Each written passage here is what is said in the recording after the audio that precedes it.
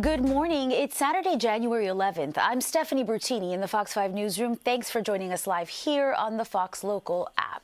Right now, the search is on for a person of interest in the fatal stabbing of a teenager in the Bronx. The NYPD releasing this surveillance video of a man wanted in connection to the death of a 14-year-old.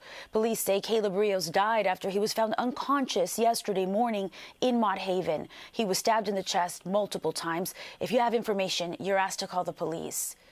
Rudy Giuliani found in contempt of court once again. A federal judge in Washington, D.C. says the former mayor violated a court order by continuing to defame two former Georgia election workers.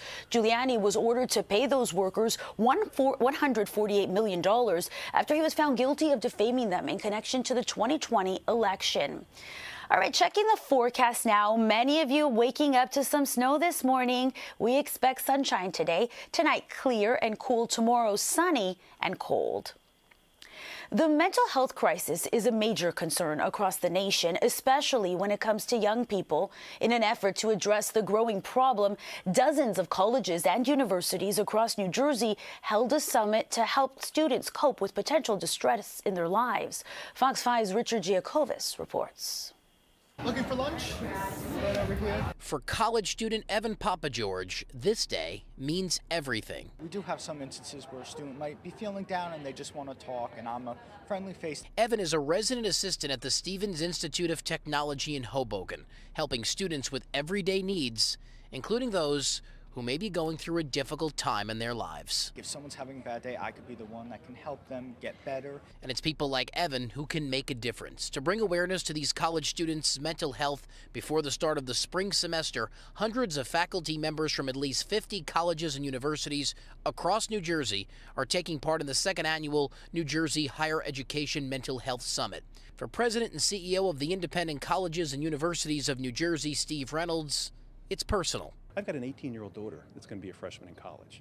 So it's more personal to me than you might think, because they're coming from high schools and they have challenges, and I don't know what's ahead for her. According to a study from research organization Healthy Minds Network, college students experiencing depression has nearly doubled from just 21% in the year 2014 to more than 40% in the year 2023. Our university has a very deep commitment to this issue. We have had significant investments in improving the resources, in creating an infrastructure of support.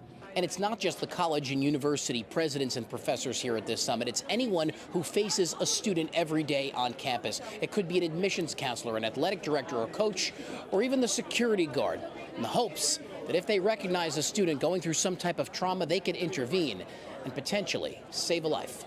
That first sign when something just goes, that light bulb goes off in your head where there's something off with Nancy or Johnny or whoever it is today, and let me reach out and offer that warm hand. Thank you. Thank you for having me. In Hoboken, Richard Giacovis, Fox 5 News. Congestion pricing is attracting a phishing scheme, and officials say beware. Toll phishing is a scam where crooks pretend to be real billers in order to collect sensitive information or payments from victims. People are receiving phony text messages that attempt to collect on behalf of NY toll services. The warning to everyone targeted: don't access the website contained within the text. Well, basketball is in the DNA of one Long Island family. A high school senior in Nassau County just passed the career 1,000-point mark. In this edition of Good Sports, in this interview you won't see anywhere else, our Jody Goldberg tells us her career win is all in the family. From high school varsity in 8th grade to captain by 10th. Ryan Leary, now in 11th grade, just scored his 1,000th point for the Carl Place Frogs. A slam dunk success most never achieve. When I'm in the court, my mind's just clear. It's just score, pass, do the right thing. With the exception of Ryan's three sisters, Erin. I did it in 2020. Amanda. I did it in 2022. And Caitlin. I did it December of 2023. who all play college basketball now. I saw all three of my sisters do it, and once this year came, I can do it this year. And as the saying goes, the Learys got it from their mama Karen, who, yes, got the ball rolling when she hit 1,000 back in 1989. From when they were born, they had the basketball and the soccer rattle as soon as they were literally in the hospital. Athleticism runs in the family. Karen and her husband Patrick are both phys ed teachers. There was no pressure. Find something you're passionate about and go for it. Patrick's involved with coaching, but the only difference between him and the rest of them is something he's well aware of. I have been told several times that I am the only one in the household that has not scored 1,000 points. They're all far better athletes than I ever was. Out of the 4 kids, Ryan got to 1,000 points in fewer games than his sisters, and he's on track to beat the Carl Place record of just over 1,400 points. To put it in perspective, with this free throw, I've got 998 more to go. No matter how many people they put on him, they put a boxing one on him, doesn't matter. He's going to score. Many players don't even hit the 500 mark or even 250 points in their career. But who wins these days? It depends on who you ask. A few years ago, my sister would kick my butt. I beat him now. Ryan hopes to one day see his name on the wall. I think he can play at the next level. As for Karen, regardless of where her kids' careers go, she already considers them winners. I couldn't write this ending in but if I knew the future, this would be just perfect. It's just so cool. In Carl Place, Long Island, Jody Goldberg, Fox 5 News. Amazing. Macy's has named the 66 stores that it plans to close before the end of this year. They include the location in West Orange, New Jersey, and 9 locations in New York City, including downtown Brooklyn, Sheepshead Bay, and Queens Place. Macy's previously announced back in February that it plans to shut down 150 underperforming stores by the end of 2026. The company says the goal is to return to a sustainable, profitable sales growth. Well, some New Jersey high school students are taking their love for competitive cooking to a whole new level.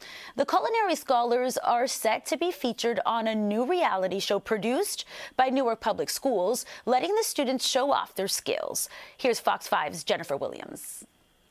Attention, Newark Vocational. With a pinch of passion and a dash of drama, I feel like my team is really strong. The students at Newark Vocational High School are stirring up the competition as they become the stars of their own reality series. It's all about the pressure of the kitchen, because we all like to see the end product, but what did it take to get everything on the plate? Welcome to Newark Chop. The latest production from Newark Public Schools turns up the heat on the Culinary Arts Academy. The only difference is that there's cameras. By capturing both the cooking and collaborative process. Being able to just create different things and have different people come with different ideas. Like these potatoes, honestly, chef could have did anything with them, but he baked them. And then I was like, okay, let's make them loaded. How much salt do you need in mashed potatoes? These students getting a taste of what it takes to succeed in New York's competitive restaurant industry, which employs hundreds of thousands. Here I have a chimichurri sauce that was made here as well. It consists of parsley, cilantro, black pepper, salt, red pepper flakes, a little bit of lime zest and lime juice, and blended oil. It's an accompaniment for steak, and I really love steak. It's good. While it emulates a professional kitchen, the students are learning a lot in a supportive environment. What we have here at Newark Vocational is probably the best experience and the most realistic experience our kids can ever be exposed to. So that makes me feel like they're ready to take on anything once they graduate. Being in this program, it's just family to me. My chef is an amazing chef. It's very uplifting and reassuring and motivating. And, I just love everything about it, really. The series will debut next week on the Newark Public Schools streaming platform. Jennifer Williams, Fox 5 News. Here's a final check of the forecast. You could see a snowy morning tonight. We expect it to be clear out there, sunny and breezy tomorrow, and definitely cold. All right, that does it for us this morning. I'm Stephanie Bertini. Have a great day. And remember, Fox 5 News is always streaming here on the Fox Local app.